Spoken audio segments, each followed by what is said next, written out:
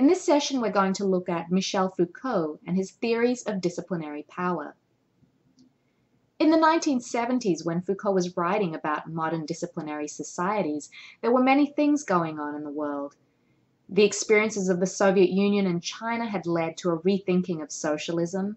There were changes in the nature of production and the workforce, and there were failures suffered by mass revolutionary movements across the globe.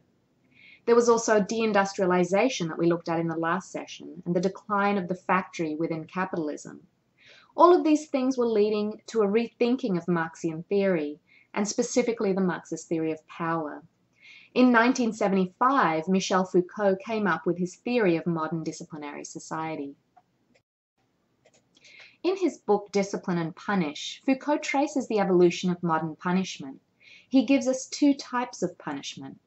The first type he refers to as sovereign power, and this is associated with the king or the monarch. He gives us the example of the torture and execution of Robert-François Damiens in 1757. Damiens attempted to kill Louis XV. This is known as regicide. In the 18th century, criminals were put on the rack, they were covered in boiling oil, they were hacked to pieces, and they were made to confess their crimes. Why is this? Foucault argues that the function was political ritual. Such rituals displayed the immense power of the sovereign. They also had to have punishment inscribed on the body. The second form of punishment is associated with a different kind of power, what Foucault calls disciplinary power. He gives us the example of the House of Young Prisoners in Paris in 1837. In the modern prison, each individual would be carefully supervised. Their time would be organized in an extremely effective manner, the day partitioned off into segments. Punishment is no longer about crushing, dismembering, and overpowering the body. It is now about training, exercise, and supervision. There is a new apparatus of control that is needed to carry out this program of discipline. The two modes of punishment that Foucault describes correspond to sovereign power and disciplinary power as two different modes of power associated with different historical periods. Under sovereign power, power is made visible, it is put on display, it is out in the open. Under disciplinary power, power is made invisible, and the objects of power are made visible. Foucault picks Jeremy Bentham's plan for the Panopticon from 1791 as an example of disciplinary technology.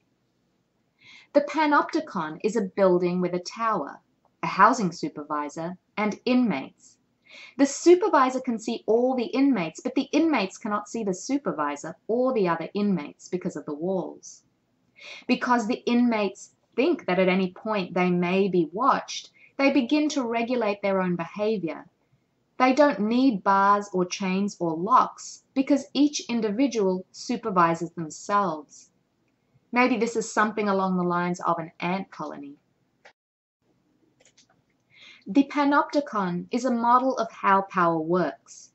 Social control is no longer imposed from above through outright coercion, but by disciplining people in serving power themselves. This is not just prisons, but this model is applied to hospitals, workshops, schools, and prisons. According to Foucault, rather than violence, they use rules, procedures, and regulation of behavior to control people. What do you notice about the guard? Those who are at the center are also a part of the power. They are themselves subject to administrative control. It doesn't matter who they are. They could be anybody. In the end, you don't even need someone in the guard tower because people are the ones who are supervising themselves. Prisons are only one example of this modern technology of discipline, surveillance, and punishment that Foucault talks about. So how might we summarize the various features of disciplinary society? Power is not external, but it is imposed from within. There is a control over space. Discipline requires the organization of individuals in space, and therefore requires a specific enclosed space, like the panopticon. The person is constantly visible. This is part of the mechanism of control. The collective is replaced by the atomized individual. And lastly, the person begins to assume responsibility for their own surveillance. How does disciplinary society differ from a Marxian analysis that we've looked at earlier? For Marx, the mode of production was the primary site through which power is exercised, through capitalists or bourgeoisie.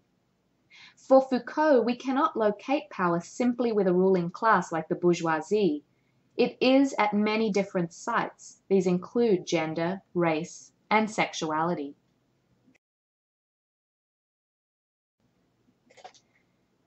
For Marx, the movement of united workers would overthrow the bourgeoisie, as we read in the Communist Manifesto.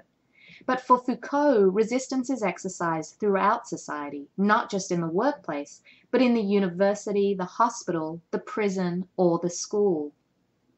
And finally, for Foucault, the movements of the working class to challenge capitalism would lead to the setting up of new power hierarchies, like the communist state. We can see in Foucault's theory that this is a time of disillusionment with communism in China and the Soviet Union.